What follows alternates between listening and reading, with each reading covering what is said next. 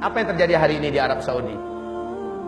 Baru saja beliau dilantik menjadi pemimpin, kerjaan pertamanya adalah langsung mensejahterakan seluruh rakyatnya.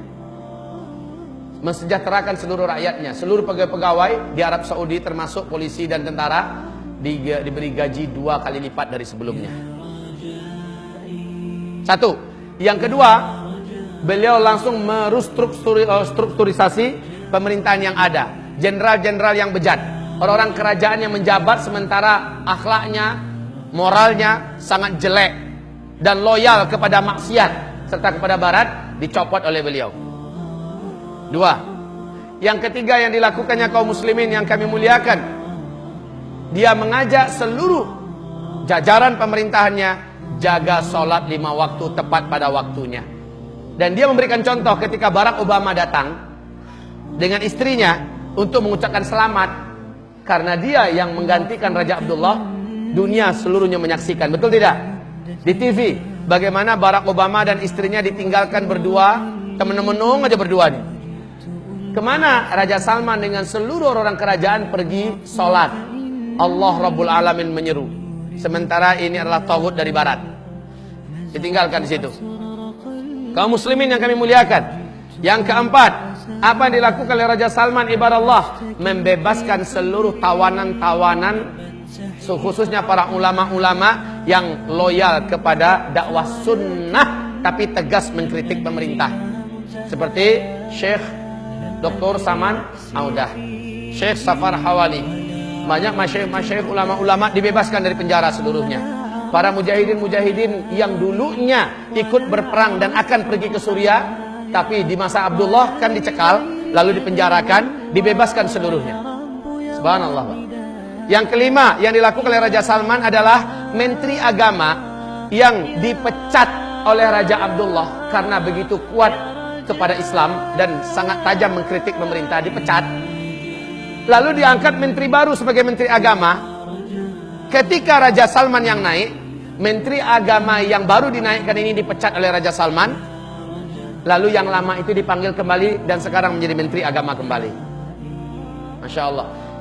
Yang keberapa lagi? Yang keenam, saat Presiden Sisi datang, yang terkenal melakukan kudeta terhadap pemerintahan resmi Mursi yang terpilih secara demokratis di Mesir, ya, dan membantai serta membunuh 7.000-an orang, membakar hidup-hidup jamaah kaum muslimin atas nama Ikhwanul Muslimin, 300-an orang jamaah, Pak, di alun-alun, di tempat terbuka. Tidak ada dunia yang ribut. Amerika sok-sok ribut sedikit. Padahal dia punya makar di belakang itu untuk menggulingkan Mursi. Setelah Mursi berpidato, kita wajib bebaskan Al-Quds. Kita menuju khilafah. Ini pidato Mursi. Subhanallah, ini menggoncangkan Yahudi, Pak. Sehingga Amerika dan lain-lainnya bergerak dengan serentak. Termasuk yang paling gelisah itu adalah Raja Abdullah. Kemudian ketika Sisi melakukan kudeta, biayanya ditanggung oleh Raja Abdullah. Ketika selesai, ketika seluruh dunia masih ternganga melihat kejadian di Mesir, Raja Abdullah lah yang paling pertama mengucapkan selamat kepada As-Sisi.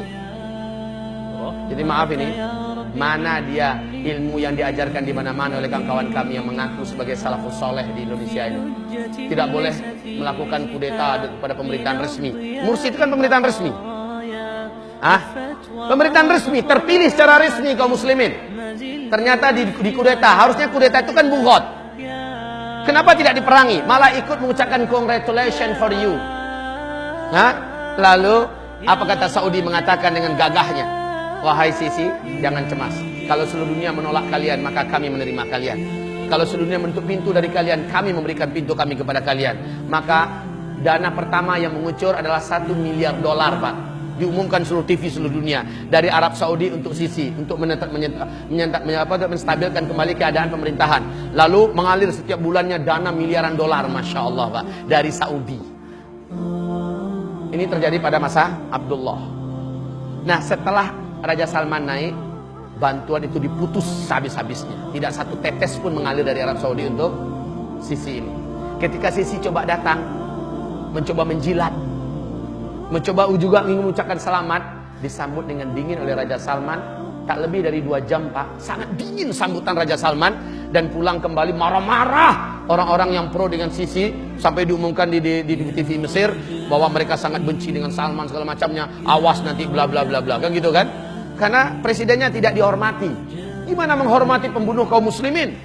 Orang yang melakukan kudeta, orang yang tangannya berlumuran dengan darah dan ternyata punya loyalitas dengan Iran. La haula wala quwata illa billah.